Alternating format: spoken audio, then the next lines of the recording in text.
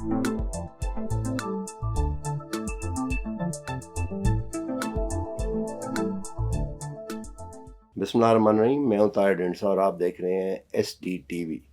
पाकिस्तान में एक इलेक्शन कामयाब मुनक्कद हो गए हैं, बट मैंडेट हमने देखा है कि काफ़ी स्प्लिट सा और कोलिशन के लिए आगे तगदो जारी है।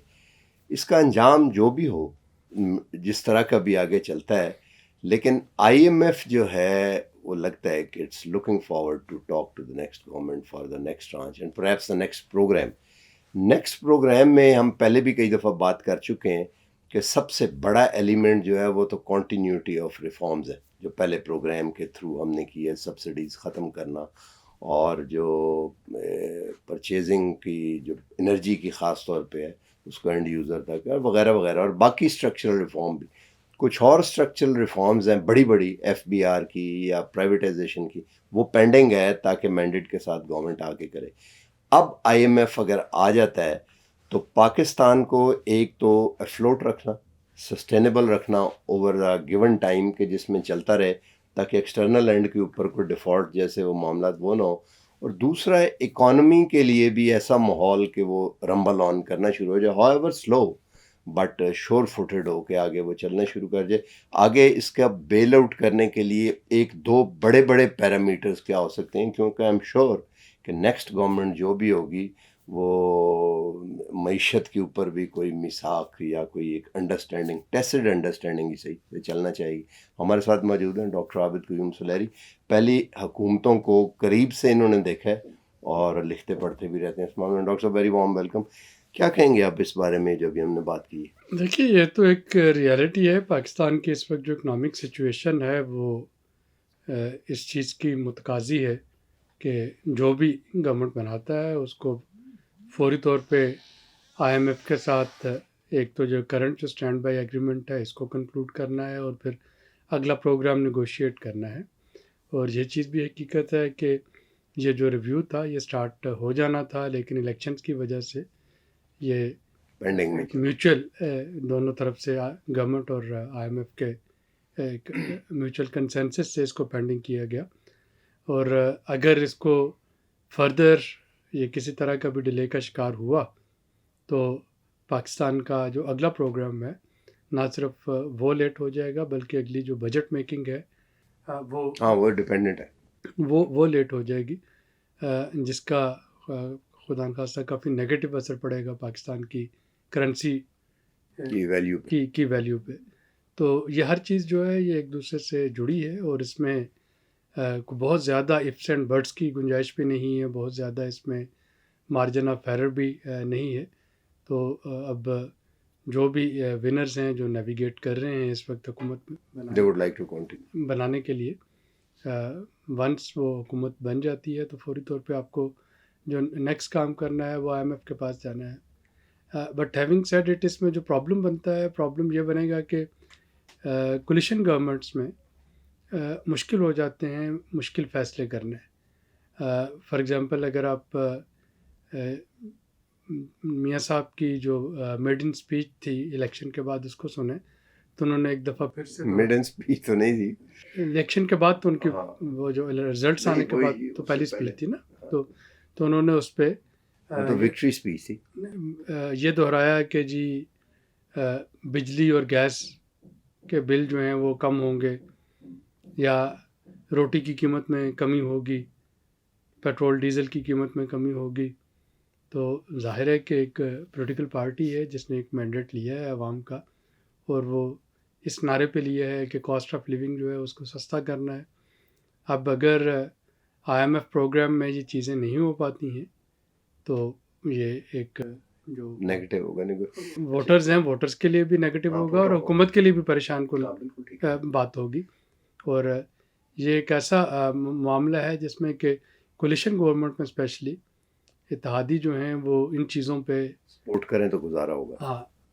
अच्छा, ये बताइए कि पिछले में रिफॉर्म्स हमने देखी, प्रोग्राम भी किए, उसकी जिस्ट जो मैं समझाऊँ वो ये थी कि एक होता है एक्रूअल पे, कि हम एक्रू क्या करते हैं रोज़ बिल की सूरत में, एनर्जी और बाकी वगैरह वगैरह।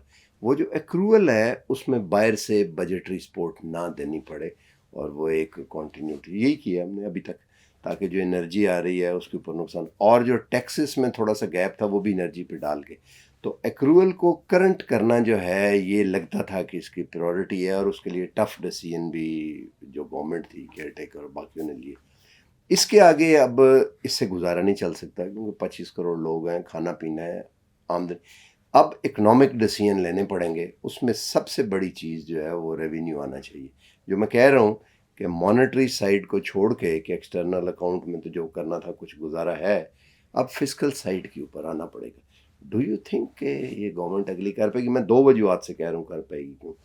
کیونکہ ابھی تک تو یہ جو انڈائریکٹ انرجی کے اوپر ٹیکسز ہیں یہ سپریڈ ہو گئے ہیں لوگوں کے اوپر 25 کروڑ کے اوپر. اس کے آگے جو ریفارمز ہے ان کی جسٹ ساری ورٹیکل ہے. وہی لوگ جو کہ گورنمنٹ میں خود ہوں گے وہ اپنے خلاف ریفارمز کر سکیں گے، جس میں ایف بی آر کی ریسٹرکچرنگ بھی شامل ہے. یہ سارا کچھ آپ کا آئی ایم ایف پروگرام کے ساتھ لنکڈ ہوگا اور یہ ہو رہا ہوگا. یہ ہوگا نا اس میں، یہ ہو رہا ہوگا، اور اس کو نہ کر کے گزارا نہیں ہے. جب تک گزارا ہوتا تھا یہ چیزیں نہیں ہوئی، اور اب چونکہ یہ سارا کچھ کرنا پڑ رہا ہوگا. یہ ساری ریفارمز ان میں سے بیشتر اگر ساری نہیں انیشیٹ ہوئی ہیں، تو انیشیٹ ہوئی ہیں. جو نیکسٹ گورنمنٹ میں جو ایک خاص کریکٹرسٹک ہوگا وہ ہے ایس آئی ایف سی کا رول، جو کہ کوئی بھی حکومت میں آئے اب ایس آئی ایف سی آپ کی ایک اسٹیچوٹری باڈی بن جائے گی. آلریڈی وہ باڈی ہے. اس پہ صرف ہماری تجویز یہی ہوگی کہ اس کو ایکسپینڈ کیا جائے، اس کی ممبرشپ کو، اور اس میں جو لیڈر آف اپوزیشن ہیں ان کو بھی دعوت دی جائے اور ان کو بھی اس میں ممبر بنایا جائے. اسی طرح سے صوبوں میں جو لیڈر آف اپوزیشنز ہوں ان کو جو بھی ڈالا جائے، تاکہ آپ کی جو ایپیکس کمیٹی ہے اور جو ایگزیکٹو کمیٹی ہے ان میں ٹریری بینچز اور اپوزیشن بینچز دونوں کی ایکول نمائندگی ہو. اور اگر وہ ہوتی ہے تو میرا نہیں خیال کہ کلیکٹیو وزڈم جو ہے وہ اس میں آپ کو فیل کرے گی. ہم سب کو معلوم ہے کہ کیا کیا کام کرنے والے ہیں. صرف یہ پولیٹیسائز ہو جاتے ہیں ڈیسیژن، اور اگر انہی ڈیسیژنس کو مل بیٹھ کے دانشمندانہ طریقے سے ڈسکس کر لیا جائے اور وہاں پہ پراز اینڈ کونس ڈسکس کیے جا سکتے ہیں ہر فیصلے کے. تو آپ یہ سمجھتے ہیں کہ سی ڈی ڈبلیو اور ای سی سی کو S I F C replace کر دے گی؟ دیکھیے یہ تو اسٹیچوٹری باڈیز ہیں اور یہ ساری رہیں گی. It's not either or, it is about and کہ آپ اپنی ڈیسیژن میکنگ کو انکلوسیو کیسے کرتے ہیں. اور اگر آپ اپنے مطلب آپ کہہ رہے ہیں کہ ایس آئی ایف سی سے ریکنسائل کیا جائے، کرنا پڑے گا سب. وہ تو ظاہر ہے کہ ہم نے آخری سوال میں آپ سے یہ پوچھتا ہوں، لگتا ہے کہ جیسے یوکرین وار ایکسپینڈ ہوئی تھی، اگر آپ بالکل یہ ایسٹ میں دیکھیں، ریڈ سی میں دیکھیں، وہ سارا لگتا ہے کہ ایک تو it would be simmering for some time, دوسرا ایکسپینڈ ہونے کا بھی لگتا ہے کہ اس میں ہے. ونٹر تو گزر گیا بٹ تو آئل پرائسز جو ہیں وہ دے ریمین ویری ولنریبل.